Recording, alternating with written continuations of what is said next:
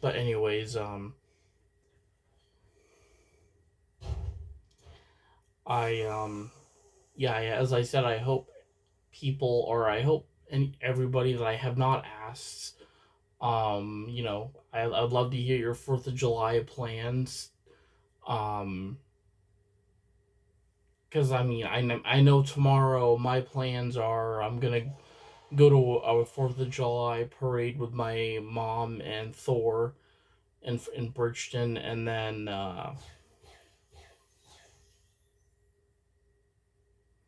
yeah, I'm excited. Hope I will say I like going to parades because, like, especially parades that celebrate holidays like Christmas, Fourth of July, Memorial. There's Memorial Day parades as well, but I would say the two that really stand out are like Christmas parades and Fourth of July parades. Um, but yeah, but I actually do want to. So I bought a couple, actually 4 packs of Pokemon cards today at Dollar General. It's from the new set that came out. I think it was back in June it came out, or it was either. I think it was either. I don't remember. I don't know if they released a set for this month because we're just getting into July.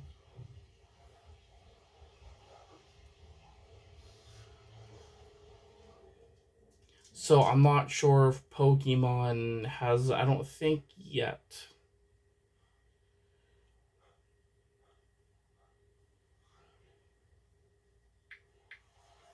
but I'm just checking to be sure.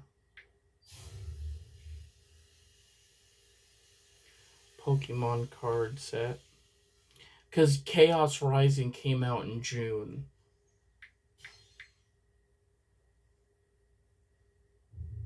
Pokemon card set, July 2026.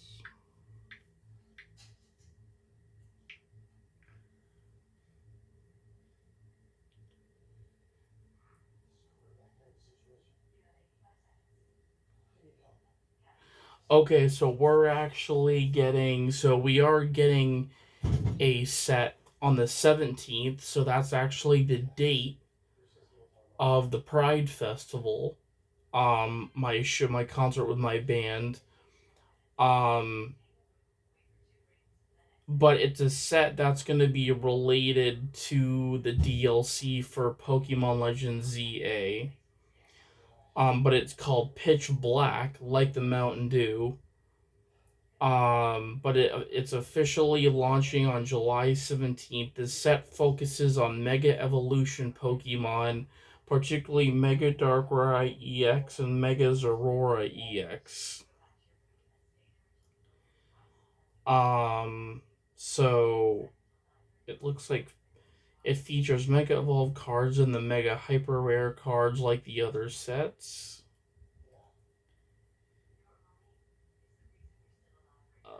Let's see. So it's gonna have, obviously, just like any other Pokemon set that comes out, it's gonna have a collection box. So July 3rd, actually, it should be already out. Well, it was today. Oh, yeah, today's July 3rd, but there is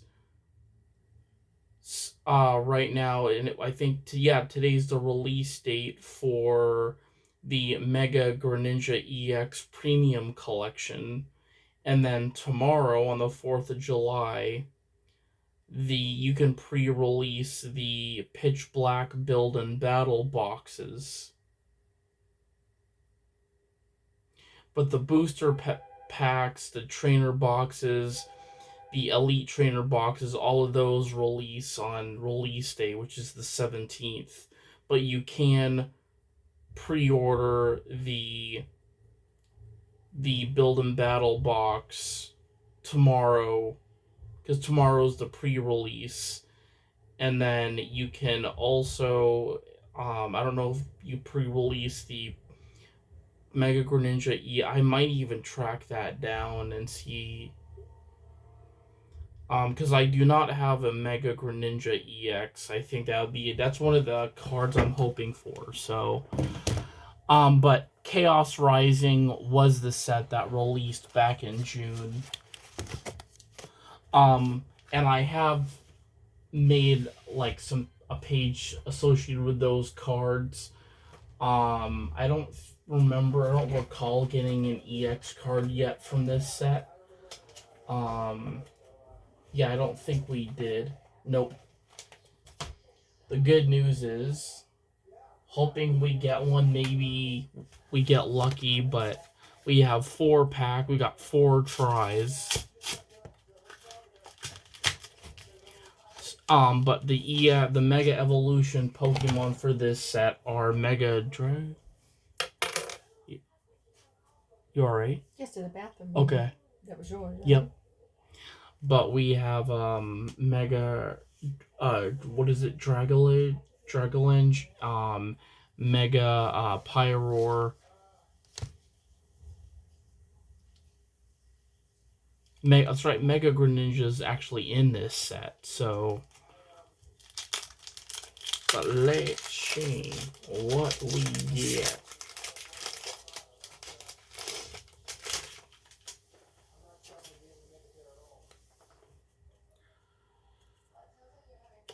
Alright, let's start with number 1.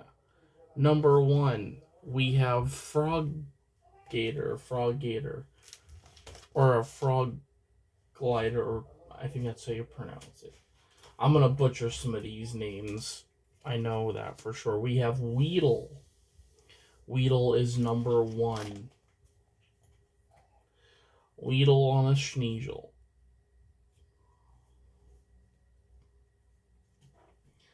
2, 3, 4, 5. So Weedle is. Oh wait. Okay, no, we got that right. We've got Quillfish. So we do not have a Quillfish yet. 54, 53, 52. So Quillfish is number 52. We have Goomy.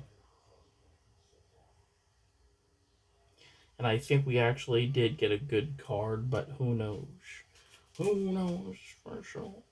Shiny. 60, 61, 62, 63, 64, 65, 66. We've got Goomy as, I think he's our first dragon type we have out of this set that we just got. Yep, he is indeed. Oh yeah, we got a Mega. Awesome. So next up we have Roxy's Performance. Number 81.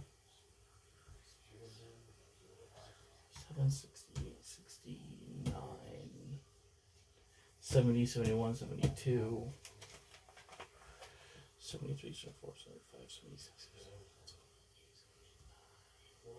80, 81.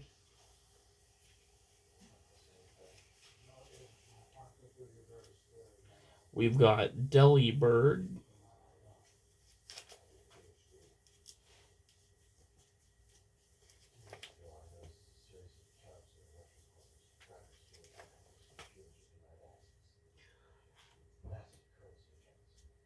So Delibird is number 18.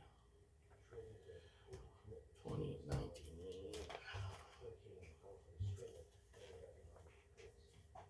This is common. Special red card.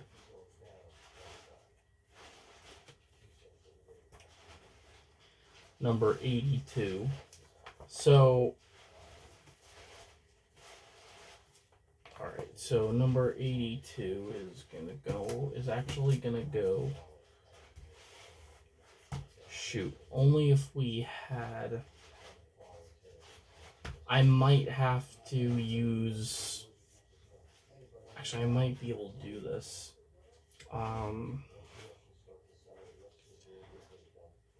But we got a Mega Dragolish EX, and he is number 65. We've got Esper as we got. So Esper is number 36. So we do have Esper already. We've got Meowstick. Meowstick. Meow.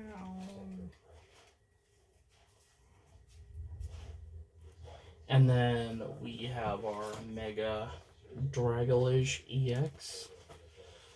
And he is going to go Dragolish.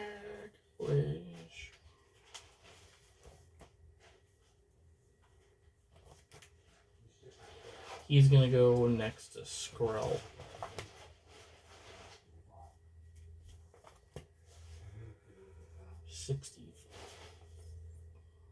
Sixty, 61, 62, 64, 65. There we go. And we'll put the red card. We'll get another binder page. I've got plenty of them too, so.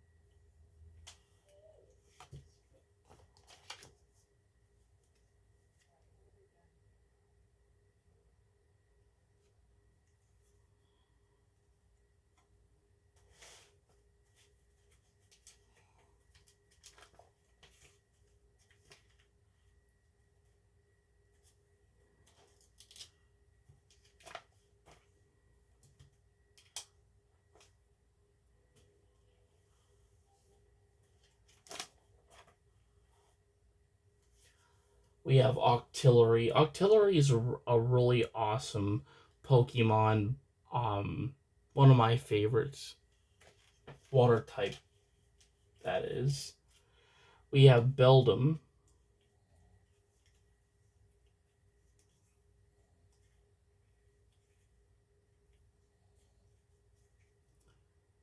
Beldum is number 59. 59. So here's Beldum right here. And we have Metang, so we just need Metagross. Metagross.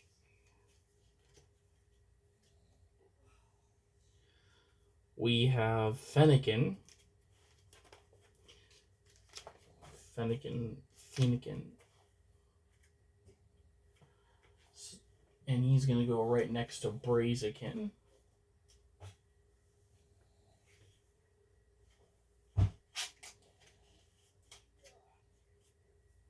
We've got Kakuna, number 2. Sudowoodo.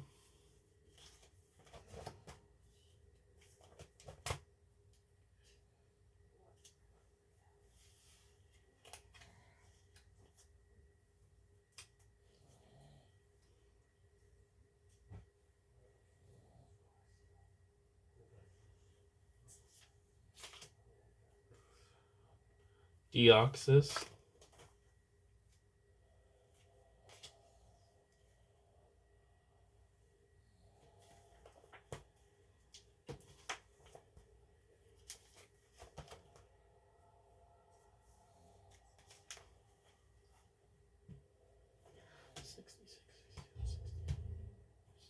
$70, $71. Got Watchhog, Litleo,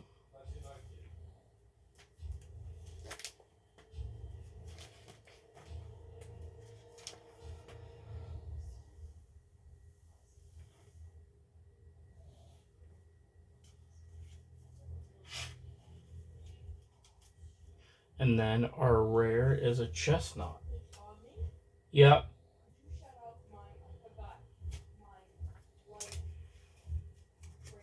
Yep.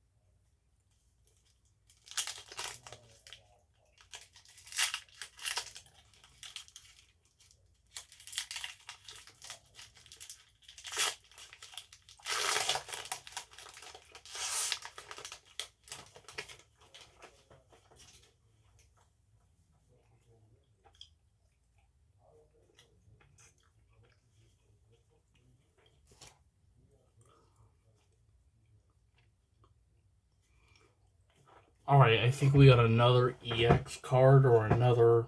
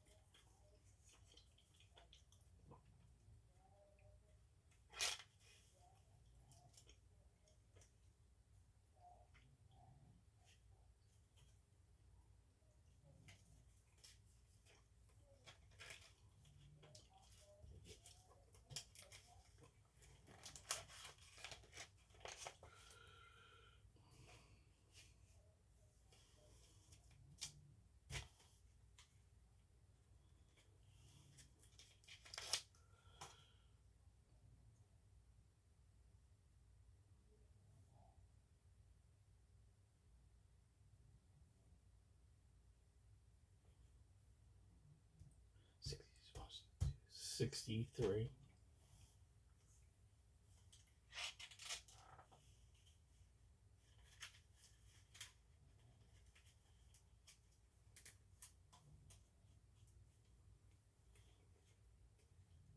No way. So we got our second Mega Evolution card. It is a Mega Floette EX. And she was, I think, one of the other.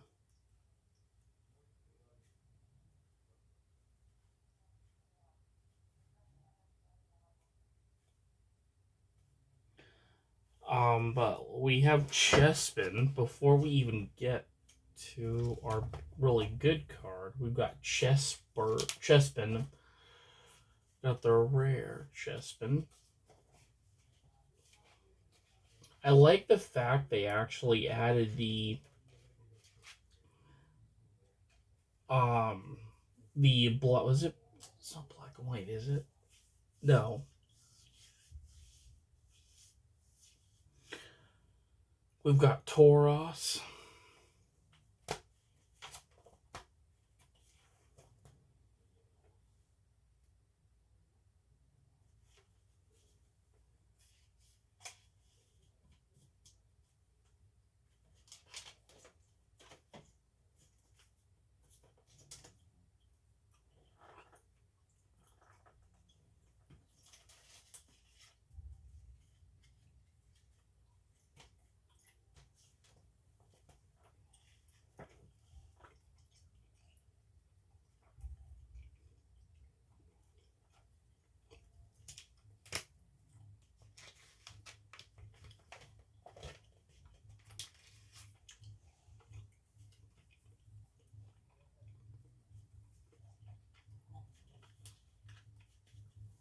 So these are going to be in like out of order until I get. Actually, what I'm going to do after this live is I'm going to tape some more binder pages and make this more of a bigger binder, but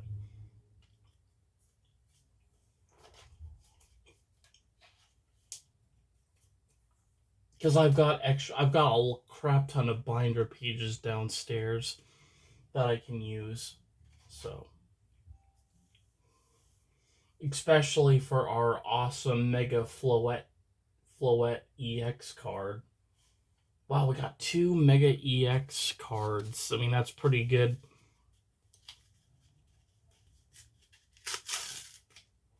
And actually, 2 of them are the theme Pokemon for this set. I'm really hoping to get a Mega Greninja out of this set because I really Greninja is one of my favorite, probably one of my favorite water type Pokemon.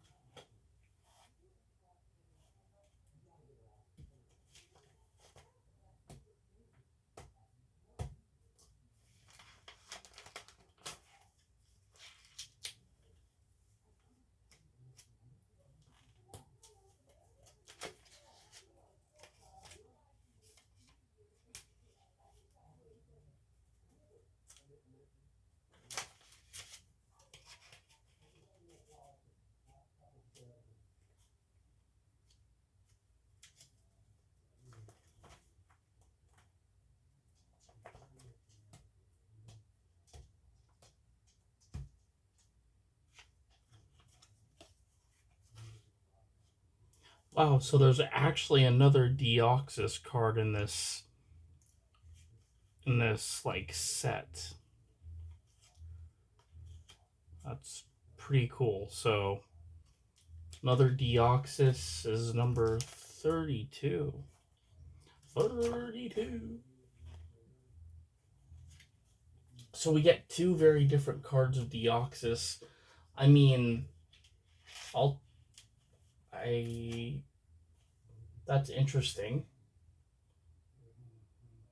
Skunk Tank, Claydol,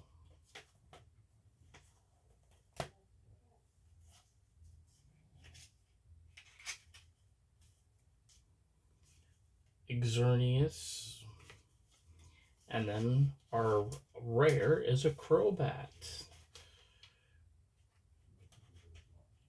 Excuse me. Number 51.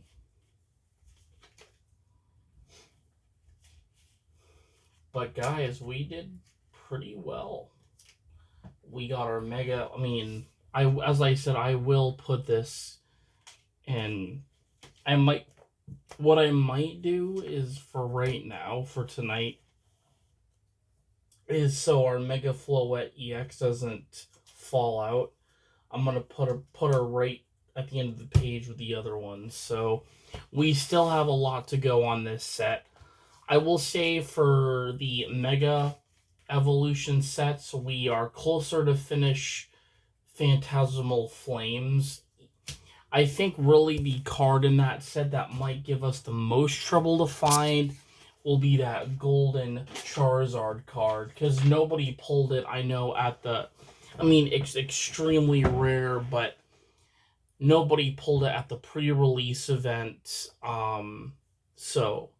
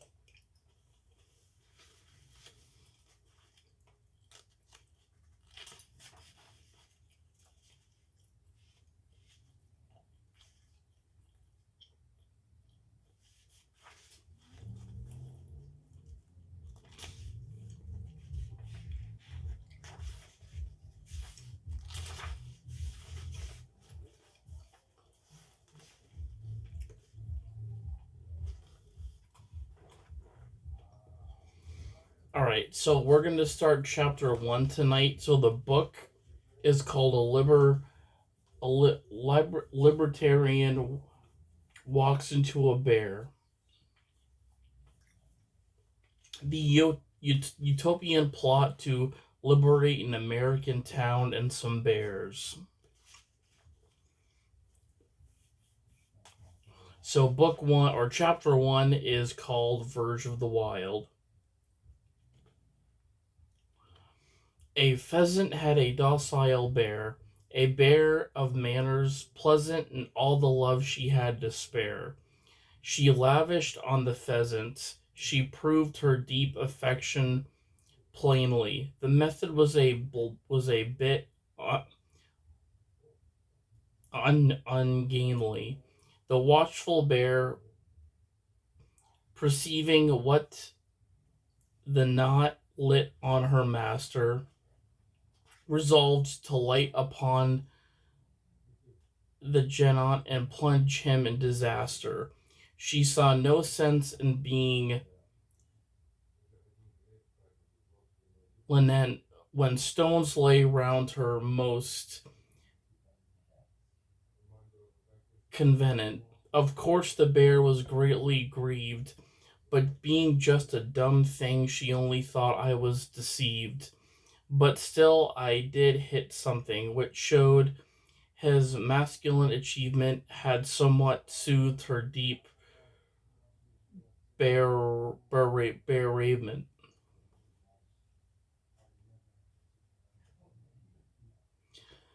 Guy Wetmore Carroll, The Confiding Pheasant and the Maladroit Bear, 1898.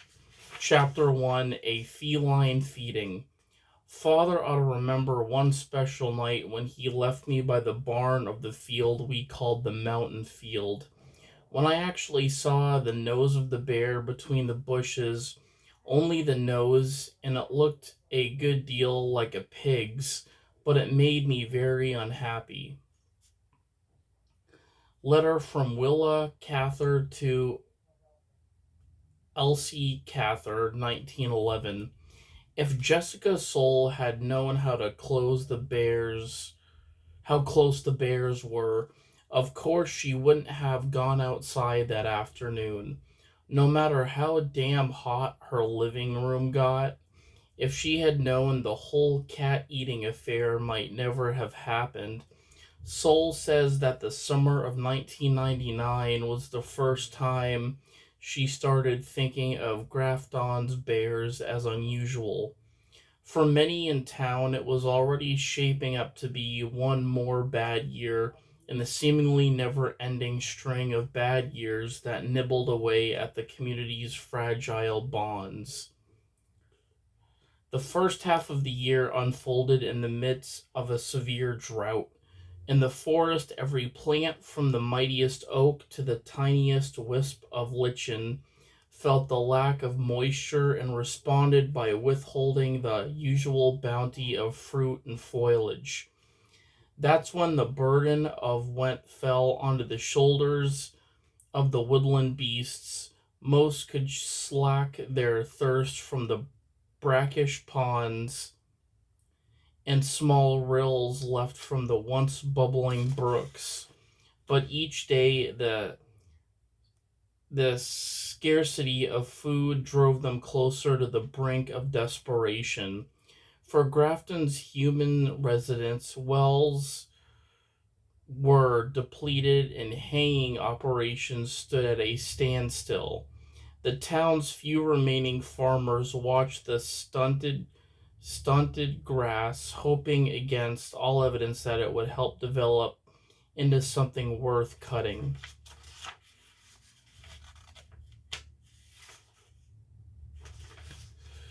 But those hopes slowly wilted. In July, the drought was capped by a heat wave that scorched the parched grass to a sickening brown scrub. In vegetable gardens, tomatoes unlucky enough to be in direct sunlight literally roasted on the vine. The specter of fire from a poorly extinguished campfire or through the spontaneous combustion of a few kerosene soaked rags in an old barn was everywhere. Few gravitonites have air conditioning, so people tried to beat the heat in other ways. For many, including Seoul, that meant sitting outside in the evening, often with a beer in hand, to enjoy the heat's recession, sometimes speeded by a much appreciated summer breeze. As the sun sagged into the horizon, she slipped out the front door of her quirky timber framed home to go sit at her backyard picnic table. Her only company, the newest members of her family, three small kittens, recently dropped off at our house in the middle of the night by persons unknown, rustling in the grass near her feet. Wild Meadow Road, the dry dirt lane that ran nearby and was named by the region's first white settlers, kept her house continuously dusted. The liquid silver of what the native Abenaki would have called Temskios, the grass cutter moon, slid silently down tree trunks until it gently limbed the ground dusk. Limit the ground dusk. At the same time, plums of microscopic particles of soli in her kittens rose into the overheated July air. They floated across her lawn, winding through the surrounding bramble and wood like the beckoning scent of a cartoon pie. Finally, some very tiny percentage of those particles were caught in a sharp, snorting intake of air that delivered them deep into a pair of bestel nostrils, bestel nostrils, where they presumably triggered the same psychological response that causes human mouths to water in the presence of aromatic lasagna or a fine ribeye steak. But Soul was unaware that she'd been scented. She was serene, allowing the melody of the crickets and the muted light show of the fireflies to off-gas the worries of the day and relax her mind. This was the sort of freedom that made living in Grafton special. Here one could be an individual without facing much judgment from the neighbors, if for no reason other than that the ample distance between houses took the sting out of most criticisms. Soul's thoughts were interrupted when something rushed toward her back. Something so heavy she could feel the vibration of the footsteps in the dry ground beneath her. Before she could react, the bear was within feet of her. It didn't go for Soul. Perhaps when it got close enough, it lost its nerve. The sturdy 45-year-old had once used a shovel to beat off an attack by a large, vicious weasel. In 1999, the bears of Grafton were not bold enough to attack a woman of Soul's stature. Instead, the bear blew right past her and continued on into the forest. The rustling of the dead leaves beneath its feet, a counterjoint to the sudden frantic meowlings of two kittens, Jessica's kittens, now in its mouth. Beyond the tree line, the bear reemerged, a bulky silhouette against the moon. It stopped at a small creek running through the rear of Soul's property. Now there were other shadows, bear cubs crowding alongside their mother. Soul said she could only watch horrified as the bears finished their prize. She'll never forget the sounds. Soul scrabbled in the tall grass near the tree line, searching for the third kitten and trying to watch in all directions for the return of the bears, which had disappeared from sight. Amber, she stage whispered. Her calls slowly grew louder, more plaintive, but produced no kitten. Not until morning did she find the bed raggled Amber, huddling beneath the carpet of leaves. The attack on Soul's kittens, an extremely rare example of a bear eating a domestic cat, would have been strange in any circumstances, but Soul told me it was only the beginning. The sow, so the female bear that ate, so a sow is a female bear, a mama bear, but it's but terminology between male and female bears. Females are referred to as sows, and boars are male bears. That's what they call male bears or boars. But the sow that ate Soul's kittens apparently developed a taste for cats. It taught its two cubs to eat cats, and soon an extended family of bears was predating upon the cats and souls neighborhood. That this was not more widely remarked upon is perhaps not as strange as it seems. Though the world thinks of Grafton as a single tiny town in the woods, it is actually broken up into even smaller, discrete historical villages that reflect an earlier era. Graftonites think of themselves as living in East Grafton, Grafton Center, Grafton Village, Slab City, Otacosly termed a city by its residents who number literally in the dozens, or West Grafton.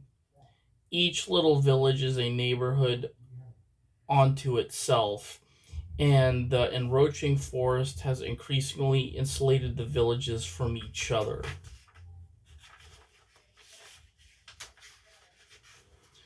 Soul's village, centered on Wild Meadow Road, is called Bungtown, named for one or more barrel bungs that once popped out during a carriage transport and spilled a remarkable amount of alcohol onto the roadway.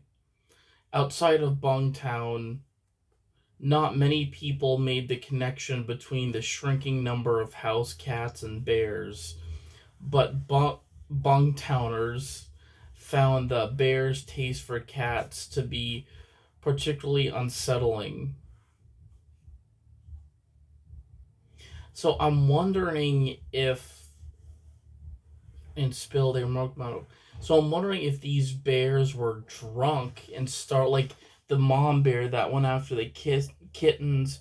If she was like really intoxicated, like I'm wondering if like that had like because those of you that have seen the movie Cocaine Bear, that was definitely a weird. I mean, it was a bear supposedly that. But let's look that up.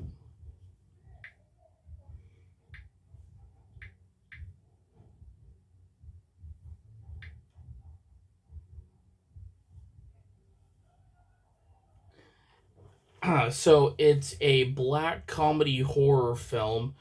It's inspired by the true story of a black bear that ingested cocaine dumped by a drug smuggler in a Georgia forest in 1985.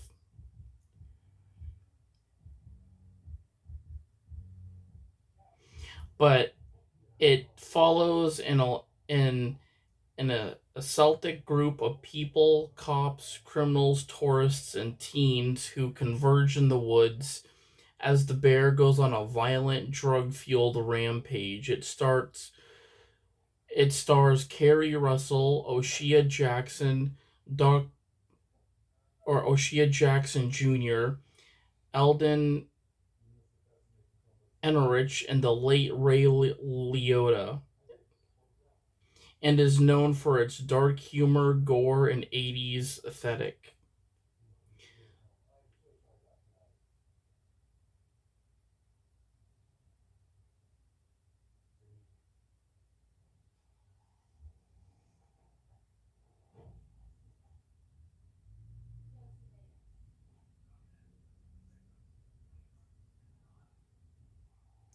So yeah, this is definitely like it kind of so obviously the Cocaine Bear was kind of a horror dark movie where I mean I, I'm wondering if the female had like because the thing is they say that bears drink beer or that they can because I've heard of that of them going into campsites.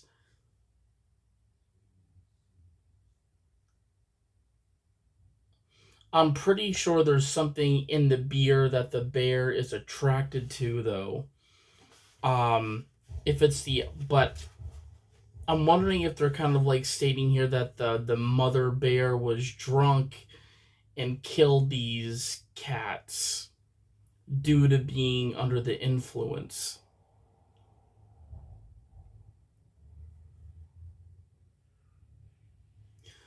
But it says outside of Bugtown, not many people made the connection between the shrinking number of house cats and bears.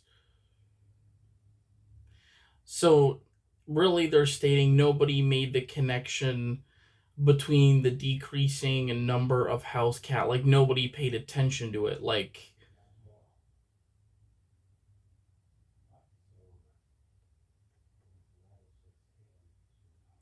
but bug towners found the bears taste for cats to be particularly unsettling, meaning that they must they found it very disturbing.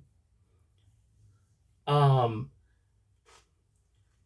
Might eating cats, they wondered, be a kind of gateway drug to eating humans.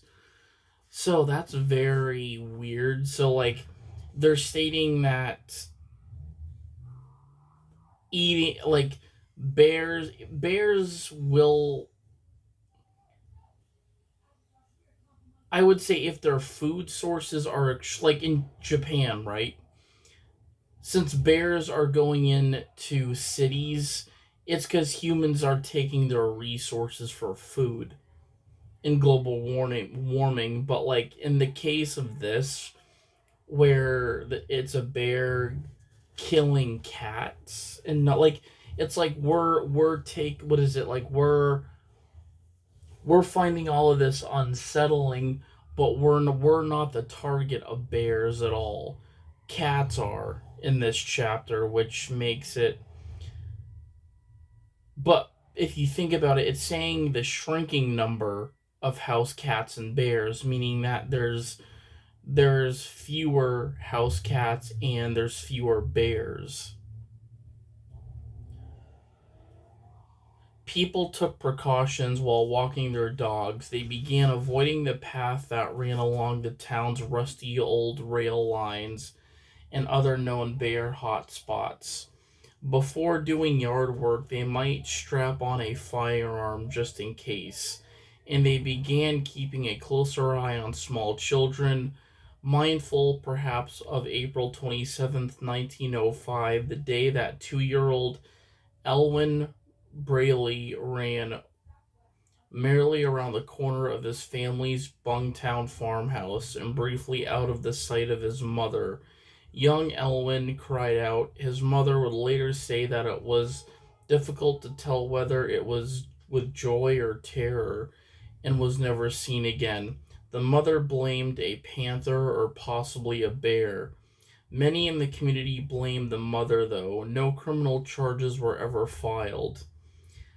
At any rate, the cat eating bears of 1999 were just as a blip in Grafton's ongoing bad year. June's drought and July's heat wave were quickly forgotten in September when deadly Hurricane Floyd ripped through the region, disrupting power lines, peeling shingles from roofs, and uprooting trees. Over the course of a few days, the town went from parched to inundated. Soon 500 year high floodwaters had gouged washouts up to 8 feet deep into Grafton's dirt roads and completely insulated some of its residents from the larger world. Grafton's road crew, tiny and ill resourced, was quickly overwhelmed by the scope of the work that faced them after the flood waters re- recited in a typical example of Grafton's municipal dialogue. Someone responded by angrily smashing the windows of the town dump truck. It was Sol's story of cat eating bears that first drew my attention to Grafton. I was working as a reporter for the Valley News, a regional daily newspaper, and I was immediately captivated by the idea that Grafton's bear population might be exhibiting behavior that lay somewhere on the spectrum of rare to unheard of. At first, I was skeptical that many cats in Grafton were eaten by bears, or even that one cat in Grafton was eaten by a bear. There was no video evidence, and when cats are swallowed up by the New Hampshire woods, blame is typically assigned to other animals like coyotes. So that actually is true. Like a lot of like cats that go missing, or when people leave their cats outdoors and and the cat doesn't come when called. That's the thing is often other animals are associated with those deaths of cats. So that is reality. Coyotes, bobcats, maybe a really big raccoon are typically to blame, where nobody would ever think about a bear being. I mean, I would say for sure a bear would if the bears. I hate to say it, but cats put up a really good fight. Maybe, I mean, cats are vicious, especially if they get into a fight with their own. Or a dog in the neighborhood. They are nasty. I would think they would give a bear a run for their money big time.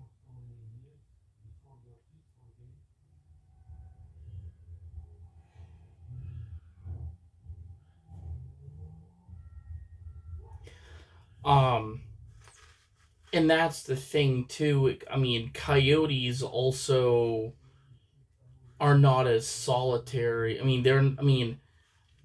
I would say a cat would not require a pack. Like coyotes will they pick out of opportunity, or if they're hunting at night, and typically if they want to hunt down a bigger animal, they're in a pack usually. They're in a group.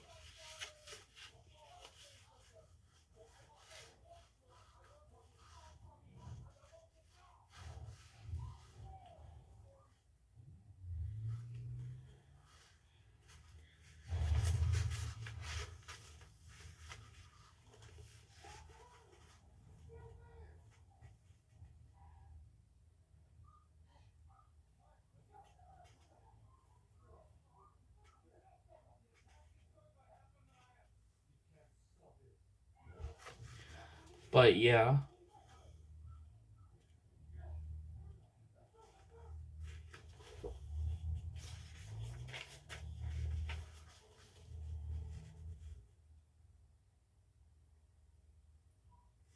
But yeah, it's very this book is really interesting.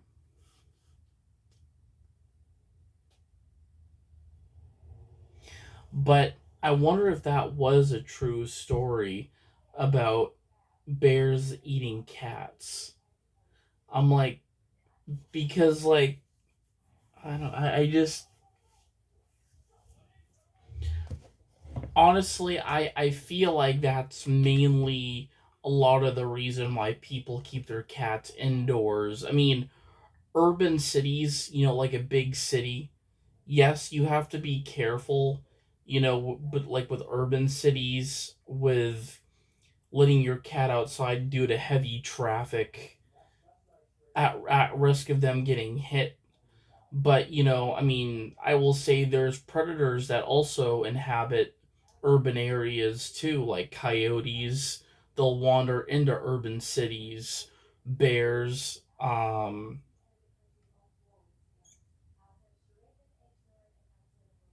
But for me, it's hard to believe they would do it because that's the thing too, is like when you think of a bear in an urban city, they're after trash. People will leave, trash out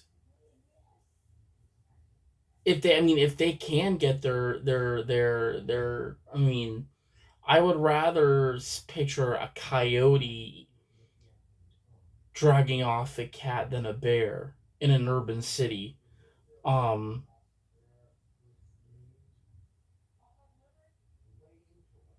but I mean, towns are a bit different because like a cities are meant to be bigger than towns.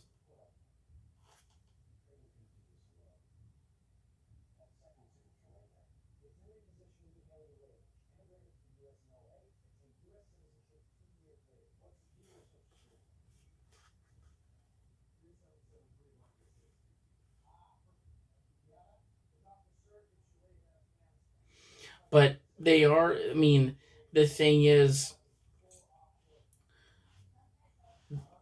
it says, as one pet recovery expert told me. So this is true, and this is really how you would be able to solve if you do end up finding the remains of any animal. Well, that's really how you're going to indicate what killed your animal, is finding the animal's remains. But that's exactly what it says here. As one pet recovery expert says, the only way you know is if you find those remains. I began paying attention to notices about Grafton's lost cats, both online and on posters tacked to trees around town. Mostly white cat with dark tabby patches or perhaps some black spots. Her name is Abby. We miss her much. While others pleaded for information about Buddha, Buddha is a large orange long-haired cat. There's Bryce, brown. He's brown and black. He's a brown and black tiger with white markings. And brother, this is the first time he has gone missing, and we are devastated. Something, it seemed, was emerging from the underbrush to snatch up felines when backs were turned, when when we weren't paying attention. If bears were indeed the culprits, Grafton was in the midst of an invasion, or as I would soon learn, two invasions.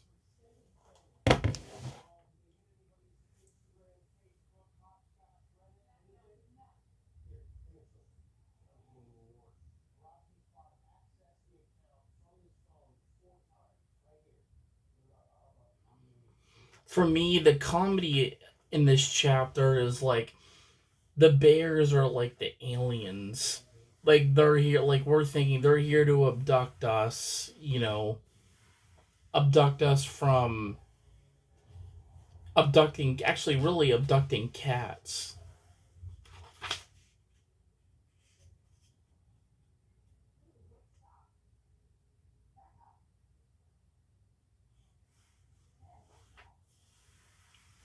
But there's a quote from Abraham Lincoln on the second chapter, so this is definitely a true book, and I do like this so far.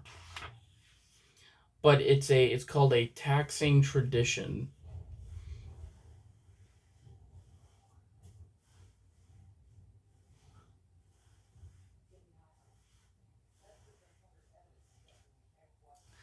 But this is a quote from Abraham Lincoln called The Bear Hunt from 1847.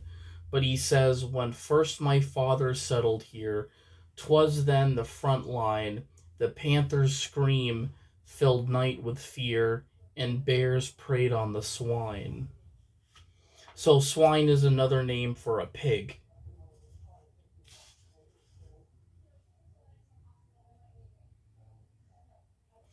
I mean, as I said, I want to save the chapter for maybe tomorrow, but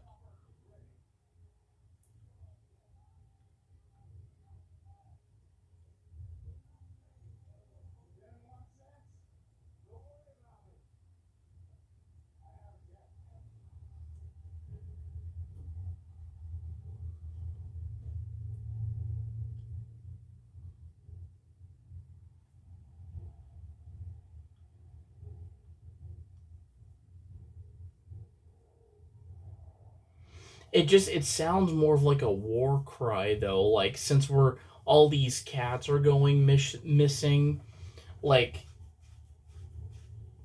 because that's important is to fully understand what animal is attacking something. The remains are going to be your best evidence. They're going to be your best set of proof of what is killing something of yours. Like, as I said, your animals.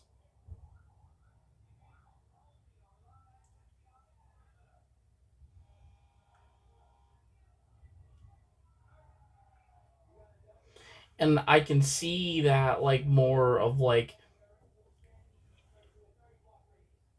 but for me, the Abraham Lincoln quote sounds more of like a war quote, meaning that, like, in order to find out what is killing something, you'll be able to examine the body or at least put the puzzle pieces together when you find the remains of what was killed. Like, because typically during a war and somebody's killed, they're killed on the line of duty. That's what they mean by the front line. Somebody doesn't, as I said, is executed within their freedom. 'Twas then the frontier line, the panthers scream.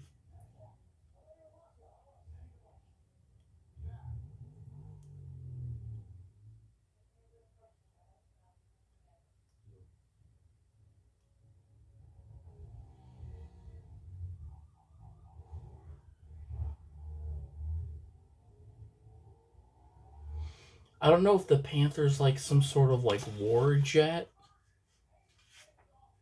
filled the night with fear.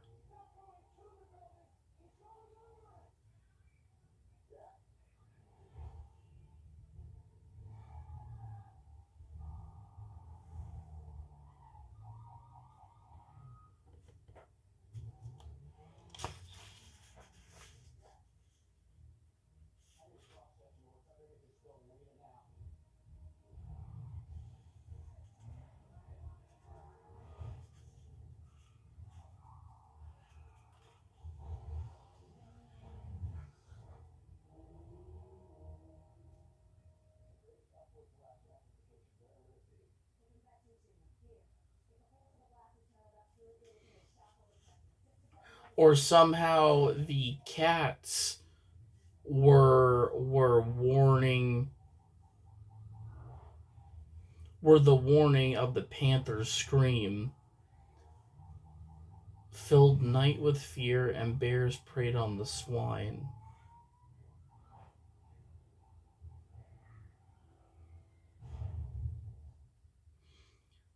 The cat scream filled the night with fear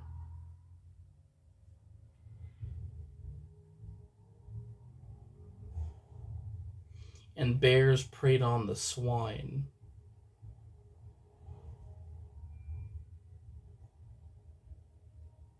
I'm wondering if he means like filled night with fear and bears preyed on the weak or preyed on the.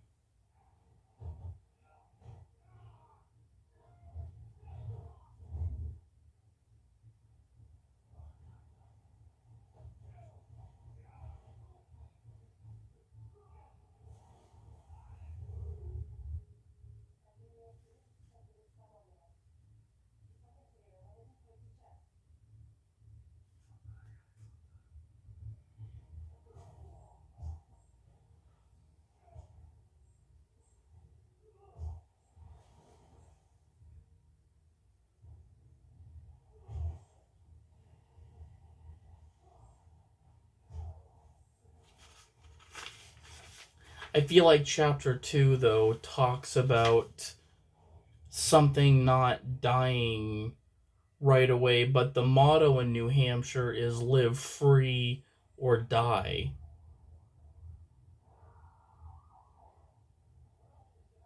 Survive or die.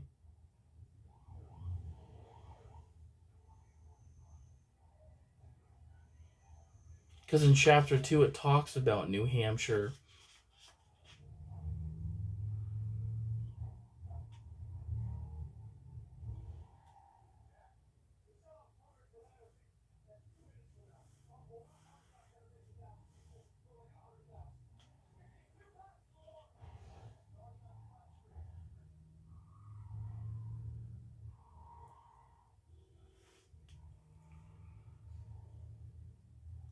They were engaging. So the hostiles were engaged in long-standing open host.